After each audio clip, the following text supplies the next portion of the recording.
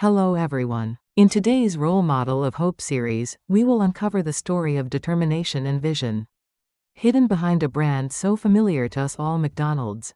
With its iconic golden arches shaped like the letter M, McDonald's has become deeply embedded in the daily lives of people across the globe. Today, we will explore the life of Ray Kroc, the indomitable pioneer and business giant, who transformed a small hamburger stand into the world's largest restaurant chain. His name may not be remembered as glamorously as Walt Disney, who created Mickey Mouse, or Madam C.J. Walker, who colored the world with beauty. Yet his story delivers one of the most powerful messages: that dreams can become reality, regardless of age. While most legendary success stories begin with a young person's bold idea and daring spirit, Ray Kroc began his greatest challenge at the late age of 52, when most would be thinking of retirement with nothing but the engine of his dream driving him forward. That fact alone makes his life extraordinary. From his youth, Kroc cycled through a variety of sales jobs, showing a remarkable ability to read market trends and human psychology. Pianist, paper cup salesman, and milkshake mixer salesman. While these occupations seemed ordinary, through them, he cultivated persistence, persuasiveness, and a fearless spirit of challenge. After decades of walking through what seemed like a long, hopeless tunnel as an ordinary salesman, he finally recognized, even past the age of 50, the limitless potential hidden in a small hamburger shop he stumbled upon. To him, it was not merely a cheap, fast food diner.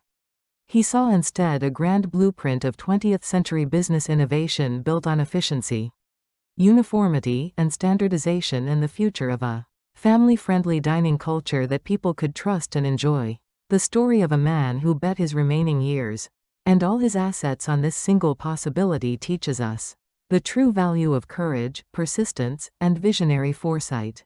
He did more than expand a restaurant chain.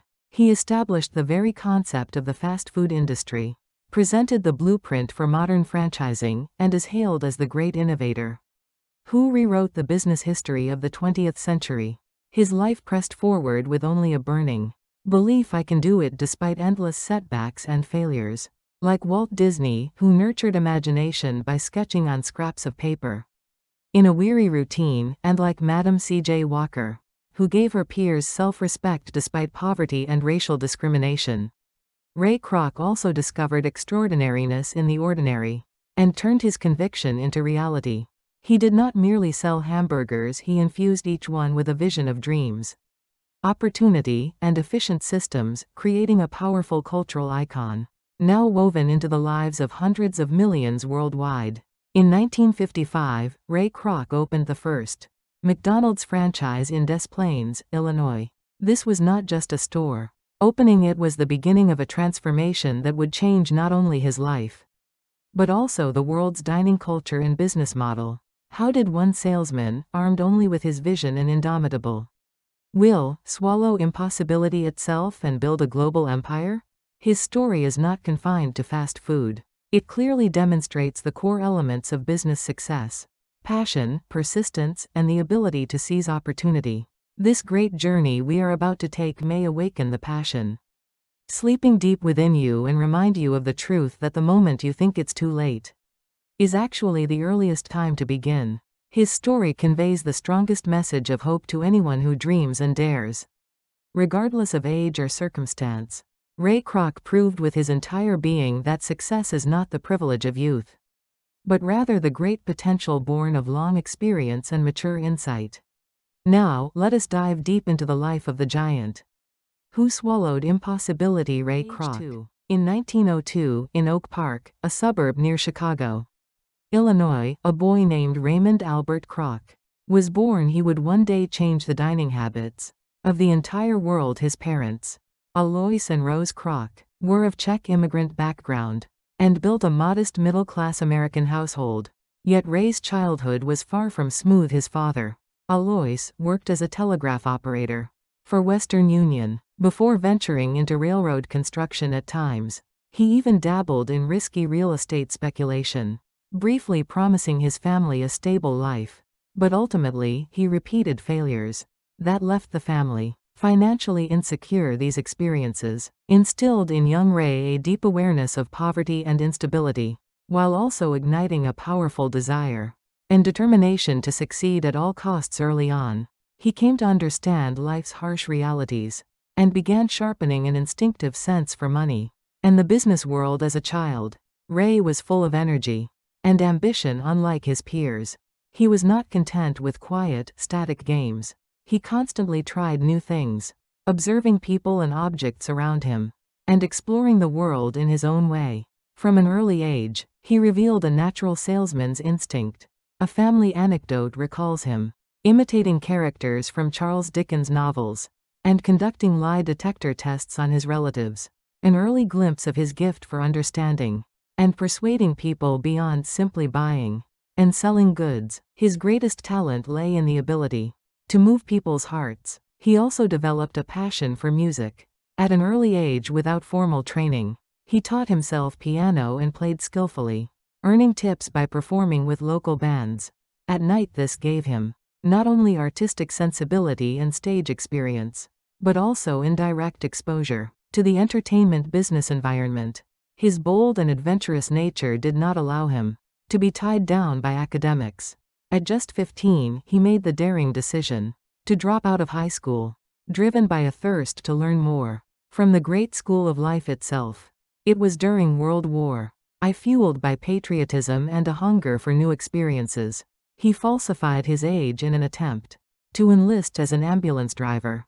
Although the war ended before he saw combat, this action itself showed just how strong his initiative and adventurous spirit were. This brief but intense brush with World War I left a lasting impression on his life and laid the foundation for the resilience and determination he would later display after the war. He used his musical talent to earn a living as a radio station pianist. True to form, he never settled into one occupation, always seeking new opportunities to broaden his experiences. After dropping out of high school and through his 20s, he cycled through a wide array of jobs, learning the principles of business from the ground up. At the Lily Tulip Cup Company, working as a paper cup salesman, he demonstrated outstanding sales ability, traveling nationwide, visiting countless restaurants and shops, identifying customer needs, and selling products gave him invaluable insight into consumer psychology, distribution networks, and efficient business operations. This experience would later become a crucial asset in understanding and expanding the McDonald's system. He also tried his hand at real estate brokerage, dreaming of big success, but instead suffering painful failure. He even ventured into music publishing, but that too failed to prosper. His youth was marked more by failure and learning than success. Some ventures were too early for their time, others faded as passing fads. Yet instead of discouragement, he embraced each setback as a lesson, correcting his shortcomings and searching for the next opportunity. Within him always burned the flame of determination. I will make something of myself. To others, his constant job hopping might have seemed aimless, but all of these experiences were shaping him into someone who saw beyond sales and grasped the essence of business. This long journey of learning was steadily leading him toward the fateful encounter that would later transform his life completely. Page 3. From his youth, Ray Kroc cycled through countless jobs. Continuing his journey of learning, he constantly jumped at new opportunities, but repeatedly stumbled just before the threshold of major success. The failure of his music venture brought him deep disappointment, and the shadow of the Great Depression in the 1930s cast his life into even darker uncertainty. His marriage to Ethel Fleming also began to crack under the strain of prolonged financial hardship. Constant conflicts over money plagued them, and Ray would often cry out to his wife, "I am not a failure," desperately trying to prove his uncertain future. His middle years were like walking a precarious tightrope between hope and despair. Despite repeated failures and financial strain, Ray's eyes were always searching for a gap in the market. In the late 1930s, he noticed a new product, the multimixer, a machine capable of making milkshakes quickly and efficiently. At the time, typical shake machines could only make one drink at a time, but the multimixer could produce several simultaneously, a true innovation. Kroc instantly recognized its potential. and boldly decided to become the exclusive distributor for International Multimixer. He was then entering his 40s. From this point, his life became defined by his new role as a shake mixer salesman. He crisscrossed America, tirelessly promoting and selling the Multimixer. The highways became his office, and motels his home. Each day, he drove hundreds of miles to meet prospective clients, sometimes grabbing only a brief nap in his car. Along the way, he encountered countless restaurant operators and directly experienced both the business landscape and America's shifting food culture. Watching some restaurants fail while others thrived, he built his own insights into what made a dining establishment successful. More than just selling machines, Kroc showed customers how the device could help them operate more efficiently and generate higher profits. His sales strategy went beyond the technical superiority of the product. It was closer to solution sales, solving business problems for his clients. He identified customer needs, pinpointed their problems, and convincingly presented how the Multimixer could provide solutions. This was the moment his years of experience as a paper cup salesman paid off. Thanks to his persistence and persuasive power, the Multimixer slowly gained recognition in the market. Yet for this middle-aged salesman, success was never purely sweet. He often faced rejection and scorn, and had to constantly fight to maintain his footing amid fierce competition. The relentless grind of sales and stress took a toll on his health. He suffered from diabetes, arthritis, insomnia, and increasingly relied on alcohol. On the surface, his life seemed trapped in cycles of hardship without real success. By the time he passed 50, his peers were speaking of retirement, while his wife still regarded him as a man who had failed, expressing her disappointment. Yet this grueling sales journey would later become the crucial foundation for building McDonald's into a global empire. Through these years, he absorbed first-hand lessons in restaurant systems, kitchen efficiency, customer service, and inventory management across America. His business instincts sharpened in the front seat of a worn-out car, and in nameless diners alongside a single shake mixer. No one could have imagined that this ordinary mixer salesman would one day become a business titan who shook the world. Every trial and experience was, as if by fate, guiding him toward the great encounter awaiting him. Page 4. Ray Kroc, who tirelessly roamed across America selling multimixers, found that his middle age was grueling. Yet his role as a shake mixer salesman brought him an unexpected gift: keen insight into the times. Visiting countless restaurants, he saw firsthand which ones prospered and which ones closed. What determines success? He constantly asked himself, seeking his own answer. But by his 50s, his exhausted body and strained finances began to eat away at his passion. Sales of the Multimixer were declining, and he felt as though he was reaching a dead end. Then, one autumn day in 1954, while weary from business in Illinois, he received a phone order. It seemed ordinary, but one detail caught his eye. A single restaurant had ordered 8 multimixers. Normally, 1 or 2 would suffice for most diners. Such a large order was unprecedented. His business instincts told him something extraordinary was happening. What kind of restaurant needs so many mixers? He wondered. For the first time in a while, his weary heart blazed with curiosity. He decided to visit personally. This was not just another sales trip, it was the fateful journey to find the missing piece of his life's puzzle. After traveling thousands of miles, he arrived at a small restaurant in San Bernardino, Southern California. What he saw stunned him. Though the building was modest and off the beaten path, crowds of customers stood in long lines, as if drawn by magic. Families with children filled the place, their faces lit with smiles.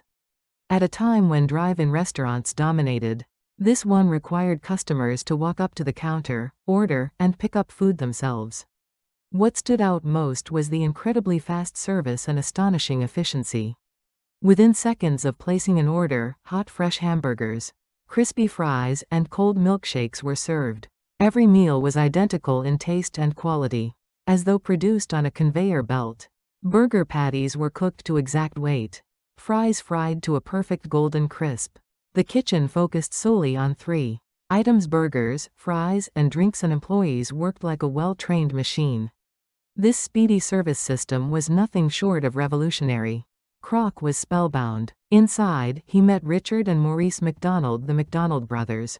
Hearing their vision sent shivers down his spine.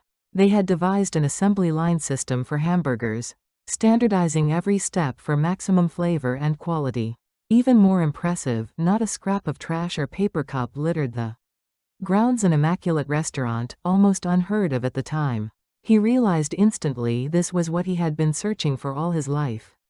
In his mind, he saw a vision like lightning. This little store multiplied across America, and eventually the world.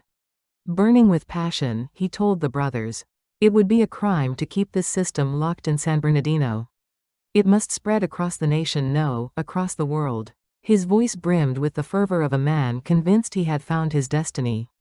But the McDonald brothers lacked his grand vision. Content with their small success, they feared the complexities of expansion. They resisted new ideas and worried about potential problems. For them, McDonald's was a comfortable, successful small business. Kroc pressed on, persuading them relentlessly. His persistence finally paid off. He secured the franchise rights to replicate their system.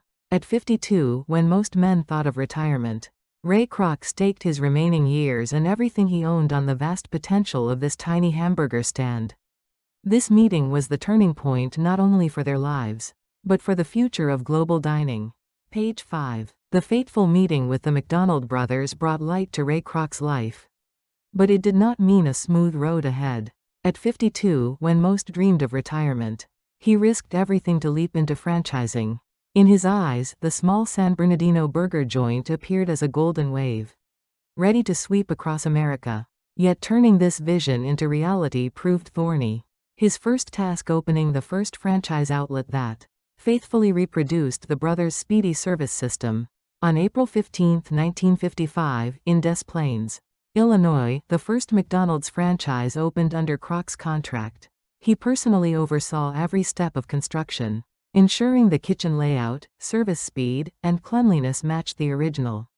On opening day, crowds swarmed, the smell of burgers filling the air. From the first day, the store was a resounding success, proving his vision right. But this was only the beginning. Kroc moved aggressively to expand franchises. Yet growth was harder than he expected. Despite his wide network and salesmanship, people remained skeptical of a cheap hamburger stand. Tirelessly, he traveled across the Midwest and East Coast, pitching his vision to investors and prospective franchisees. To them, he stressed three sacred values: quality, service, and cleanliness. He personally inspected restrooms, tested fries for crispness, and checked burger consistency. His obsession with absolute quality control was almost religious. Conflicts soon emerged between Kroc and the brothers. They were content with their small-scale success and resisted changes. They rejected many of Kroc's innovations, from menu additions to kitchen upgrades. Bound by contract, Kroc could not make key decisions without their approval. His bold vision clashed with their conservatism, sparking constant frustration. Out of this tension, Kroc gained a new insight. While the brothers focused on selling hamburgers, he should focus on selling real estate. He realized McDonald's success depended not only on food, but on prime locations and land ownership. Kroc created a separate company to purchase franchise sites and lease them to operators, revolutionizing the revenue model. This ensured stable income and laid the foundation for McDonald's to become one of America's largest real estate empires. Each time he hit a wall, he innovated anew. Rising at dawn, he wrote handwritten letters to franchisees, drafted manuals, and codified McDonald's system into standardized guidelines. His persistence and foresight gradually solidified the empire's foundations, even as conflicts with the brothers raged. Page 6. The conflict with the McDonald brothers deepened. Kroc dreamed of boundless expansion, but the brothers resisted change, even trivial matters like refusing to serve cola with ice. Realizing he could not achieve his vision under such constraints, Kroc made a desperate decision: he had to own McDonald's outright. In 1961, he offered the brothers $2.7 million, an astronomical sum at the time. To raise it, he liquidated everything and took on heavy debt, even mortgaging his retirement income. Friends thought he was insane, but he insisted, "This isn't a gamble, it's what I've been preparing for my whole life." After tough negotiations, Kroc signed the contract, acquiring full rights to McDonald's. The brothers tried to retain the original store's name, but he blocked them, forcing them to rename it. Now, McDonald's was entirely under Ray Kroc's vision. Free at last, he reorganized the system and created the detailed operations manual, known as the McDonald's Bible. It standardized everything: patty thickness, fry salt, mixer speed, even floor cleaning methods, ensuring identical quality and service everywhere. Another factor behind McDonald's explosive growth was Kroc's franchise philosophy. He saw franchisees not as mere revenue sources, but as partners and family. He provided thorough training, constant communication, and respect for their input, giving them pride and loyalty to the system. He prioritized quality and profitability over sheer numbers, strengthening brand value. At the same time, he reinforced his real estate model, buying land and leasing it to franchisees. This diversified revenue and transformed McDonald's into not just a burger chain, but also one of the largest real estate firms in the world. Even after acquiring McDonald's, Kroc's life remained grueling. Rising at 4 a.m., he visited stores, inspected cleanliness, and even served customers himself. His passion and perfectionism inspired many. Within just a few years, hundreds of outlets spread across the U.S., the Golden Arches becoming a familiar landscape. The salesman who risked everything past 50 was now remembered as a legendary innovator who created a new industry and built a global empire. Page 7. After acquiring full rights, Ray Kroc turned his vision into reality. By 1965, McDonald's had over 700 stores and was listed on the New York Stock Exchange. His dream had expanded worldwide, the Golden Arches becoming a global symbol. What began at age 52 as an improbable challenge ended as one of the greatest success stories in history, reshaping global dining and lifestyle. Despite wealth and fame, Kroc never rested. Until the end, he lived by the belief the best can always be made better. Rising at 4:30 a.m., he exercised, wrote down ideas, and inspected whether every store met his standards. In later years, he bought the San Diego Padres baseball team not just for sport, but to foster community and spread wholesome entertainment culture. Kroc also believed success carried responsibility. In the early 1960s, he founded the Ray Kroc Foundation, focusing on research into alcoholism, diabetes, and pediatric care. Having suffered from alcoholism himself, he passionately supported addiction research out of empathy for others. He funded children's education and health programs, aligning his philanthropy with McDonald's image as a place of joy for kids. Beyond donations, he inspired generations with his philosophy of perseverance and vision. His business insights became case studies worldwide, his franchising model, a textbook for modern entrepreneurship. In 1984, at 81, Ray Kroc passed away. Yet his name and legacy live on. Today, McDonald's serves tens of millions daily in over 100 countries. His life embodied the truth that age is just a number. Beginning a new dream after 50, he poured everything into it. His courage and persistence delivering the strongest message of hope to those who wander young and those who fear it's too late. His story asks us, are you ready to throw everything into your dream? Through countless rejections, he pressed on with one conviction: I can do it. Seeing potential in a tiny burger stand, he turned it into a global empire, proof that vision and persistence can change the world. No matter how hard your life feels, no matter your age, don't give up. Within you may lie the same indomitable will and vision as Ray Kroc. His story shows clearly only those who never give up until the very end can be true victors. We hope today's role model of hope, Ray Kroc episode has given you inspiration and courage. If it has, please like, subscribe, and share with your loved ones. In our next episode, we will meet another hero. Until the day we share hope and become each other's light, let us never lose courage.